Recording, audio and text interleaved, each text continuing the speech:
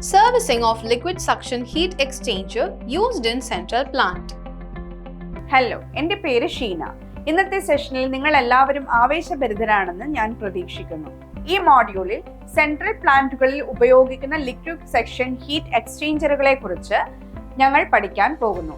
ഈ പരിശീലനത്തിന്റെ അവസാനം നിങ്ങൾക്ക് പഠിക്കാനാവുന്ന കാര്യങ്ങൾ: ഹീറ്റ് എക്സ്ചേഞ്ചറിന്റെ അവസ്ഥ പരിശോധിക്കുക, ഹീറ്റ് എക്സ്ചേഞ്ചർ വഴി നൈട്രജൻ പുറന്തള്ളുക, ഹീറ്റ് എക്സ്ചേഞ്ചറിനെ ബന്ധിപ്പിച്ച് പ്രകടനം പരിശോധിക്കുക. ഇപ്പോൾ ഈ പരിശീലനം ചെയ്യാൻ ആവശ്യമായ ഉപകരണങ്ങൾ, മെറ്റീരിയലുകൾ, ഉപകരണങ്ങൾ എന്നിവ നമുക്ക് നോക്കാം. ആവശ്യമായ ഉപകരണങ്ങൾ അല്ലെങ്കിൽ സാമഗ്രികൾ: റെഗുലേറ്ററും ഗേജും ഉള്ള നൈട്രജൻ സിലിണ്ടർ ഒരു സെറ്റ്, അഡ്ജസ്റ്റബിൾ റെഞ്ച് ഒരെണ്ണം, റാച്ചറ്റ് റെഞ്ച് ഒരെണ്ണം, ഡബിൾ എൻഡ് സ്പാനർ സെറ്റ് ഒരു സെറ്റ്, തെർമോമീറ്റർ -50°C മുതൽ +50°C വരെ ഒരെണ്ണം. ആവശ്യമായ ടൂളുകൾ: ഹീറ്റ് എക്സ്ചേഞ്ചർ സജ്ജീകരിച്ച പാനൽ, ബോർഡിലെ എല്ലാ പാരാമീറ്ററുകളുമുള്ള റെഫ്രിജറേഷൻ സിസ്റ്റം ഒരെണ്ണം. ആവശ്യമായ മെറ്റീരിയലുകൾ: ചാർജിംഗ് കോപ്പർ ലൈൻ ഒരെണ്ണം, വൃത്തിയുള്ള തുണി, ഗോഗിൾ ഒരു ജോഡി. Liquid section line heat exchanger എന്നറിയപ്പെടുന്ന ഈ എക്സ്ചേഞ്ചർ ഇവാപറേഷൻ ഇൻലെറ്റിലെ നീരാവി ഗുണനിലവാരം കുറയ്ക്കുന്നതിലൂടെ ശീതീകരണ കാര്യക്ഷമത വർദ്ധിപ്പിക്കുന്നു. ഈ എക്സസൈസിൽ ഞങ്ങൾ സർവീസ് ചെയ്യാൻ പഠിക്കാൻ പോകുന്നു. റെഫ്രിജറേഷൻ സിസ്റ്റം ഉപയോഗിച്ച് അത് ചെയ്യാൻ നമുക്ക് പഠിക്കാം. അതിനാൽ സെൻട്രൽ പ്ലാന്റുകൾ ഉപയോഗിക്കുന്ന ലിക്വിഡ് സെക്ഷൻ ഹീറ്റ് എക്സ്ചേഞ്ചറുകൾ എങ്ങനെ സർവീസ് ചെയ്യാമെന്ന് നമുക്ക് പഠിക്കാം. ടാസ്ക് 1: ഹീറ്റ് എക്സ്ചേഞ്ചറിന്റെ അവസ്ഥ പരിശോധിക്കുക. പ്ലാന്റ് പ്രവർത്തിപ്പിക്കുമ്പോൾ ഇവാപറേഷൻ താപനില പരിശോധിക്കുകയും രേഖപ്പെടുത്തുകയും ചെയ്യുക. ഹീറ്റ് എക്സ്ചേഞ്ചറിന് മുമ്പും ശേഷവും ദ്രാവക ലൈനുകളുടെ താപനില പരിശോധിക്കുകയും രേഖപ്പെടുത്തുകയും ചെയ്യുക. താപനിലയിലെ വ്യത്യാസം കണ്ടെത്തുക. അത് ഏറ്റവും കുറവാണെങ്കിൽ ഹീറ്റ് എക്സ്ചേഞ്ചറിന് സേവനം ആവശ്യമാണെന്ന് സ്ഥിരീകരിക്കുക. ടാസ്ക് 2: ഹീറ്റ് എക്സ്ചേഞ്ചർ വഴി നൈട്രജൻ പുറന്തള്ളുക. ഹീറ്റ് എക്സ്ചേഞ്ചറിൽ ഫ്ലഷ് ചെയ്യുന്ന ലിക്വിഡ് ലൈൻ. ആദ്യം ലിക്വിഡ് റിസീവറിലേക്ക് റെഫ്രിജറേറ്റർ പമ്പ് ചെയ്യുക. സിസ്റ്റം ഓഫ് ചെയ്യുക. ലിക്വിഡ് ലൈൻ അടയ്ക്കുക.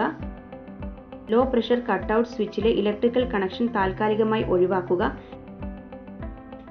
കംപ്രസർ ഡ്രൈവ് മോട്ടോർ സജീവമാക്കുക. സക്ഷൻ മർദ്ദം 0.5 kg/square ആയി കുറയുന്നതുവരെ നിരീക്ഷിക്കുക. കംപ്രസർ ഡ്രൈവ് മോട്ടോർ ഓഫ് ചെയ്യുക. ഡെലിവറി വാൽവ് ഉടനടി അടയ്ക്കുക. അതിനുശേഷം സുരക്ഷാ കണ്ണടകൾ ധരിക്കുക. ലിക്വിഡ് ലൈനിന്റെ ഇൻലെറ്റും ഔട്ട്ലെറ്റും ഹീറ്റ് എക്സ്ചേഞ്ചറിലേക്ക് സാവധാനം വിച്ഛേദിക്കുക. ഉടൻ തന്നെ വരികളുടെ മറ്റേ അറ്റം ഒരു ഡമ്മി ഉപയോഗിച്ച് മൂടുക.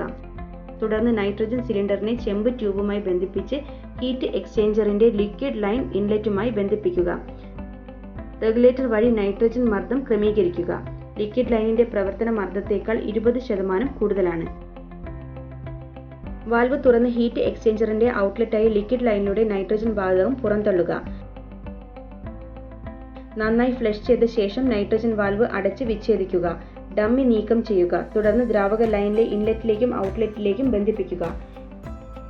ഹീറ്റ് എക്സ്ചേഞ്ചറിൽ സക്ഷൻ ലൈൻ ഫ്ലഷ് ചെയ്യുക. കാണിച്ചിരിക്കുന്നത് പോലെ സക്ഷൻ ലൈൻ ഇൻലെറ്റും ഔട്ട്ലെറ്റും ഹീറ്റ് എക്സ്ചേഞ്ചറിലേക്ക് സാവധാനം വിച്ഛേദിക്കുക. തുടർന്ന് സിലിണ്ടർ വാൽവ് തുറന്ന ശേഷം നൈട്രജൻ മർദ്ദം റെഗുലേറ്റർ വഴി ക്രമീകരിക്കുക.